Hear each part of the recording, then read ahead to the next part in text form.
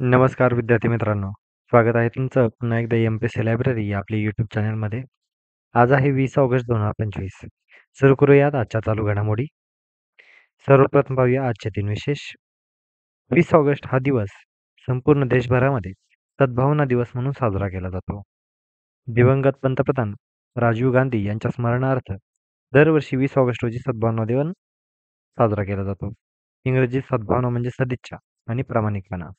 त्यामुळे विद्यार्थी मित्रांनो लक्षात असू द्या, 20 ऑगस्ट हा सद्भावना दिवस. 20 ऑगस्ट 1944 भारताचे 6वे व सर्वात कमी वयाचे पंतप्रधान राजीव गांधी यांचा मुंबई येथे जन्म झालेला होता आणि त्यांच्या जयंतीनिमित्तच हा दिवस सद्भावना दिवस म्हणून साजरा केला जातो. त्यांचे निधन 21 मे 1991 रोजी झालेले होते. 20 ऑगस्ट 1828 रोजी राजा राममोहन रॉय, द्वारकानाथ टागोर, कालीनाथ रॉय यांनी ब्राह्मो समाजाची स्थापना केली. ही खूप महत्त्वाची संस्था आहे. लक्षात ठेवा मित्रांनो. 20 ऑगस्ट 1828. 20 ऑगस्ट 2013 अंधश्रद्धा निर्मूलन समितीचे संस्थापक, थोर समाजवादी, विचारवंत, साधना साप्ताहिकाचे संपादक डॉक्टर नरेंद्र दाभोळकर यांचं आजच्या दिवशी निधन झालेलं होतं. त्यामुळे विद्यार्थी मित्रांनो ही सर्व फॅक्ट्स आपल्याला माहिती असणं गरजेचं आहे. नरेंद्र दाभोळकर हे अंधश्रद्धेविरोधात त्यांचं खूप मोठं असं कार्य राहिलेलं होतं. त्यामुळे कदाचित त्यांच्याविषयी देखील आपल्याला प्रश्न विचारला जाऊ शकतो. आता एकदा थोडक्यात राजीव गांधी यांच्या कारकिर्दीबद्दल एकदा थोडक्यात माहिती पाहूया. यांचा जन्म 20 ऑगस्ट 1944 रोजी मुंबई येथे झाला. कुटुंब त्यांचे पंडित जवाहरलाल नेहरू यांचे ते नातू होते. तर इंदिरा गांधी यांचे ते पुत्र होते.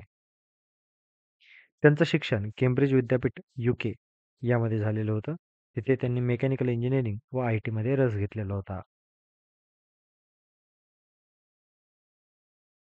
त्यानंतर त्यांनी इंडियन एअरलाइन्समध्ये वैमानिकाचा व्यवसाय देखील केलेला होता. म्हणजे त्यामध्ये ते कामाला देखील होते. इंडियन एअरलाइन्समध्ये वैमानिक म्हणून ते काम पाहिलं होतं त्यांनी. त्यानंतर त्यांनी राजकारणामध्ये प्रवेश घेतला. 1980 मध्ये भावाच्या म्हणजे संजय गांधी यांच्या मृत्यूनंतर राजकारणामध्ये त्यांचा प्रवेश झाला. 1984 मध्ये इंदिरा गांधी यांच्या हत्येनंतर पंतप्रधान पदाची शपथ त्यांनी घेतली होती आणि भारताचे सर्वात तरुण पंतप्रधान म्हणून ते नियुक्त झालेले होते वयाच्या अगदी 40व्या वर्षी. त्यांचं काही कार्य आणि योगदान याबद्दल माहिती पाहूया. संगणकीकरण आणि दूरसंचार क्षेत्रामध्ये त्यांनी पाया घातला असं समजलं समजलं जातं. पंचायत राज व्यवस्थेला बळकट करण्यासाठी त्यांनी प्रयत्न केलेले होते. शिक्षण सुधारणा व युवकांना प्रोत्साहन देण्यासाठी देखील त्यांचं कार्य राहिलेलं आहे. विज्ञान तंत्रज्ञान व माहिती तंत्रज्ञान या क्षेत्राचा विकास करण्यासाठी देखील त्यांनी योगदान दिलेलं आहे. तसेच परराष्ट्र धोरणामध्ये शांतता व मैत्री याचा आग्रह देखील त्यांनी धरलेला होता. एवढी सर्व कारकीर्द असताना तरीही काही वादाच्या घटना त्यांच्या आयुष्यात झालेल्या होत्या.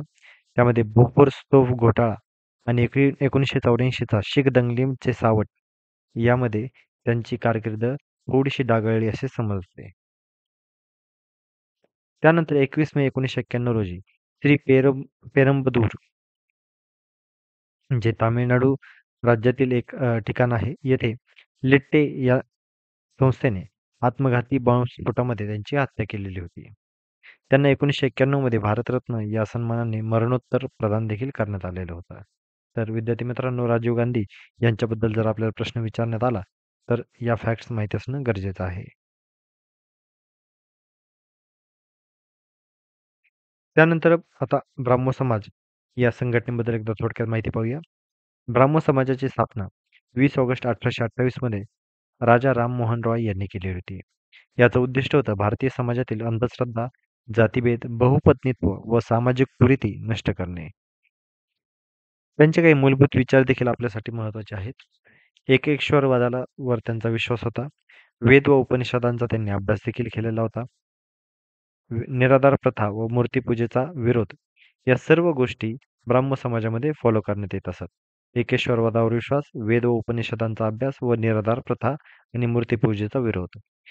या समाजाचं काही महत्त्वाचं असं कार्य देखील राहिलेलं आहे. ते म्हणजे सती प्रथेच्या उच्चाटनासाठी प्रयत्न, स्त्री शिक्षणाला प्रोत्साहन आणि विधवा विवाहाला समर्थन या काही महत्त्वाच्या गोष्टी या सभेमार्फत चालू असतात. यातील या समाजातील काही महत्त्वाचे नेते पाहूया. राजा राममोहन रॉय जे संस्थापक होते. त्यानंतर देवेंद्रनाथ ठाकूर किंवा केशवचंद्र सेन हे असे महत्त्वाचे पर्सनॅलिटी या समाजामध्ये होते. भारतीय समाज सुधारणा चळवळीला नवीन दिशा देऊन पुढील सुधारणा चळवळींना प्रेरणा या समाजाने दिली होती, असं समजण्यात येतं. आता असे असलं तरी ब्राह्मण समाजामध्ये काही फुटी देखील पडलेल्या होत्या, ज्या आपल्या परीक्षेच्या दृष्टीने खूप खूप महत्त्वाच्या आहेत. ब्रह्म समाज ही आधारभूत संस्था होती 1828 साली राजा राममोहन रॉय यांनी स्थापन केलेली. सामाजिक व धार्मिक सुधारणा, एकेश्वरवाद, स्त्री-पुरुष समानता यामध्ये भर दिला होता. त्यानंतर आदी ब्राह्मो समाज हा 1843 मध्ये देवेंद्रनाथ ठाकूर यांनी स्थापन केला होता. वेद उपनिषदांवर आधारित धार्मिक आचार आणि तुलनेने पारंपरिक दृष्टी हे या समाजामध्ये फॉलो करण्यात येत. भारतीय ब्राह्मो समाज हा 1866 साली केशवचंद्र सेन यांच्या नेतृत्वाखाली स्थापन झाला. पाश्चिमात्य विचारसरणी व आधुनिकतेचा प्रभाव, स्त्रियांना शिक्षण, लहान मुलांचे विवाह थांबवणे आणि सामाजिक समतेवर भर अशा पद्धतीच्या खूप महत्त्वाच्या अशा गोष्टी या समाजामार्फत फॉलो करण्यात येतात. त्यानंतर सर्वात शेवटी साधारण ब्राह्मो समाज हा 1878 साली केशवचंद्र सेन यांनी अल्पवयीन मुलीचे लग्न केले, त्यामुळे मतभेद झाले आणि या घटनेवरून तरुण सुधारकांनी म्हणजेच आनंद मोहन बोस, शिवनाथ शास्त्री यांनी वेगळा समाज स्थापन केला. सर्वात लोकशाहीवादी व प्रगतिशील गट असा हा मानला जातो. तर आता ही संस्था आपल्या परीक्षेच्या दृष्टीने खूप महत्त्वाची आहे आणि आजच्या दिवशी या समाजाची स्थापना देखील झालेली होती. त्यामुळे आपल्याला जर याविषयी कोणताही प्रश्न फिरवून विचारण्यात आला, तरी आपल्याला त्याचं बरोबर उत्तर द्यायला यायला हवं. म्हणजे आता थोडक्यात एक पाहूया.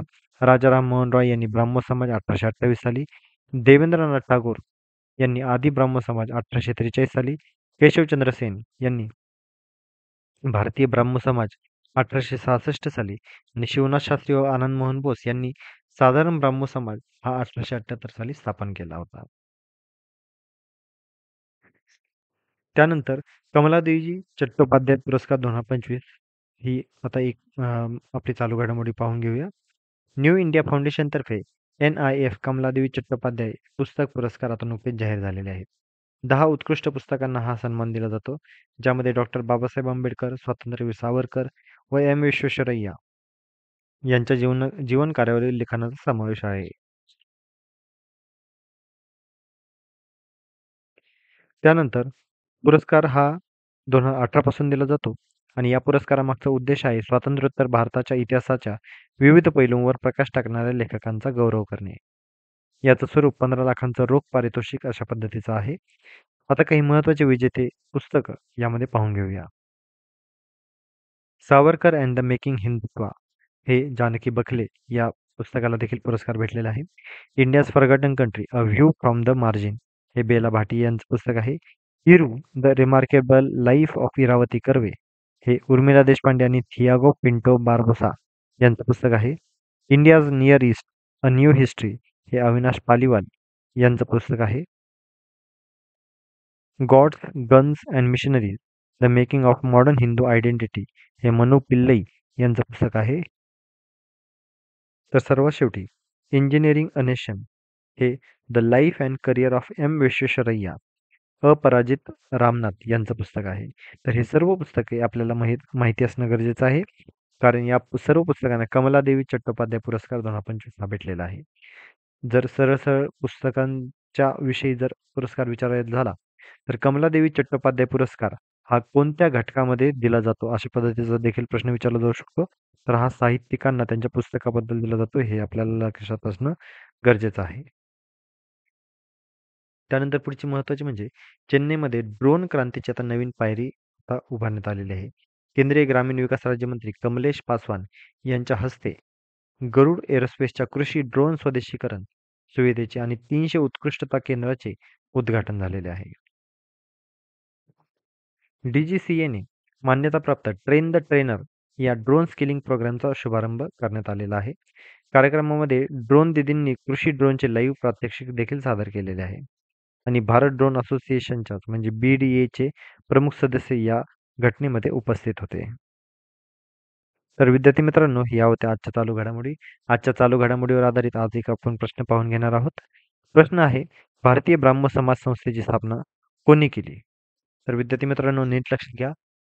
फक्त इथे ब्राह्म समाज विचारलेला नाहीये, तर भारतीय ब्राह्म समाज या संस्थेची स्थापना कोणी केली? पर्याय क्रमांक 1 आहे राजा राममोहन रॉय, पर्याय क्रमांक 2 आहे देवेंद्रनाथ टागोर, पर्याय क्रमांक 3 आहे केशवचंद्र सेन, तर पर्याय क्रमांक 4 आहे आनंद मोहन बोस. तर याचे योग्य उत्तर जे काही असेल ते तुम्ही कमेंटमध्ये देण्याचा प्रयत्न करायचा आहे. योग्य उत्तराला नक्कीच लाईक देखील देण्यात येईल. तसेच उद्याच्या व्हिडिओमध्ये मी या प्रश्नाचं नक्कीच उत्तर तुम्हाला देईल. तर या होत्या आजच्या चालू घडामोडी. तर अशाच अधिकाधिक इन्फॉर्मेटिव्ह कंटेंटसाठी आमच्या एम-पी-एस-सी लायब्ररी या यूट्यूब चॅनलला फॉलो करायला आणि सबस्क्राईब करायला विसरू नका. तसेच यूट्यूबसोबतच आम्ही टेलिग्राम, WhatsApp, Facebook, Instagram आणि X.com म्हणजेच ट्विटर या सर्व सोशल मीडिया प्लॅटफॉर्मवर आहोत. तर या सर्वच ठिकाणी आम्हाला फॉलो करायला आणि विशेषतः YouTubeवर सबस्क्राईब करायला आम्हाला अजिबात विसरू नका. धन्यवाद.